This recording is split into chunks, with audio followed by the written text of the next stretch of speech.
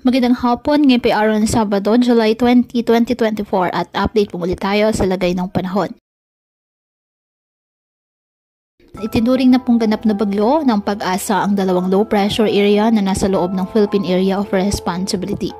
Ayon sa ahensya, ang tropical depression na may local name na Butchoy ay huling namataan sa West Philippine Sea at nasa labas na ito ngayon ng ating Philippine Area of Responsibility at kumikilos papuntang Southern China.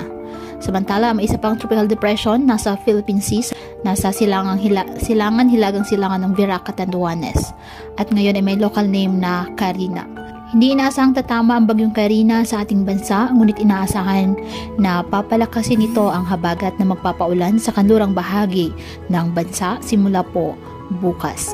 Ang bagyong Carina ay inaasang lalakas pa habang ito ay papalapit at hindi inaalis ang posibilidad na maging typhoon category.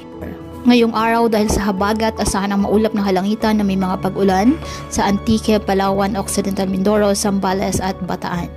Dahil naman sa habagat, asahan din po ang bagyang maulap hanggang sa maulap na halangitan with isolated rain showers or thunderstorms sa Mindanao, nalalabing bahagi ng Visayas at nalalabing bahagi ng Mimaropa.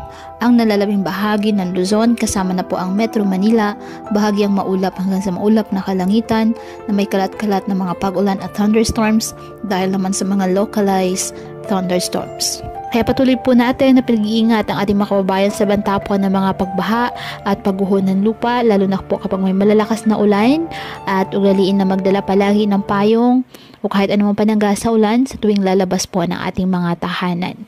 At yan po muna ang update sa lagay ng panahon ngayong araw. Muli patuloy po tayo na mag-ingat at palaging tandaan, God loves you.